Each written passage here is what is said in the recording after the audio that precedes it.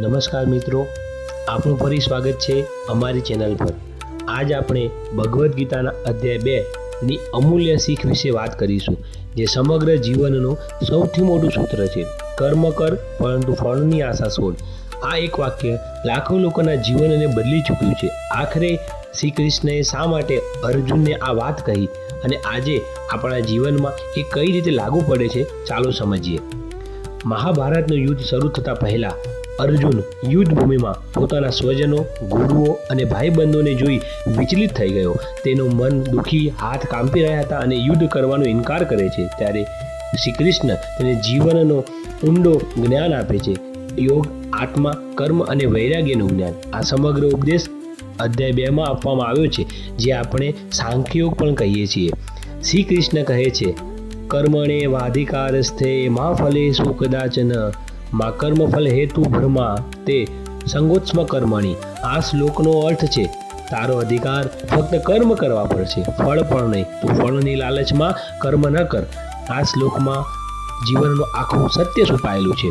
મિત્રો, ઘણા લોકો આનો ખોટો અર્થ કરતા હોય છે। જો ફળની ચિંતા નથી કરવી તો મહેનત શા માટે કરવી? પરંતુ કૃષ્ણ ભગવાન એમ કહે છે, તું તારો શ્રેષ્ઠ પ્રયાસ કર, સંપૂર્ણ ઈમાનદારીથી કામ કર, પરંતુ પરિણામ પર અતિશય આસક્ત ના બની જા।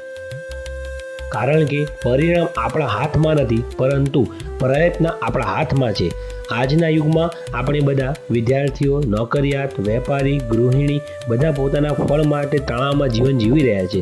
વિદ્યાર્થી માર્ક્સ મેળવવા માટે, વેપારી નફો થશે કે નુકસાન, નોકરિયાત પ્રમોશન મેળવવા માટે। શ્રી કૃષ્ણ કહે છે, તું ફળ પાછળ ભાગીશ તો તણાવ મળશે, તું કર્મ પાછળ ભાગીશ તો શાંતિ મળશે। જ્યારે તું કર્મની પૂજા બનાવી દઈશ, ત્યારે ફળ આપમેળે તારી પાસે આવી જશે। કર્મયોગ એટલે શું?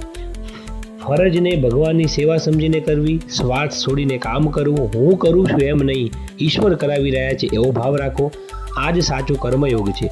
મિત્રો, જો તમને આ સૂત્ર જીવનમાં ઉતારી લો, કર્મ કરું પણ ફળ ભગવાન પર છોડું, તો તમારા જીવનમાં તણાવ ઓછો થશે, મન શાંત રહેશે, નિષ્ફળતા ભાગી જશે અને જીવનમાં સાચી સુખી પ્રાપ્ત થશે। આ હતો ભગવદ્ ગીતા અધ્યાય 2નો અમૂલ્ય ઉદ્દેશ, કર્મ કર, ફળની આશા છોડ। જો તમે મિત્રો આ વિડીયો ગમ્યો હોય તો લાઈક કરજો, શેર કરજો, ચેનલને સબસ્ક્રાઈબ કરવાનું ભૂલતા નહીં। આવતા વિડીયોમાં આપણે ગીતાના વધુ આધ્યાત્મિક રહસ્યો સમજીશું। જય શ્રી કૃષ્ણ।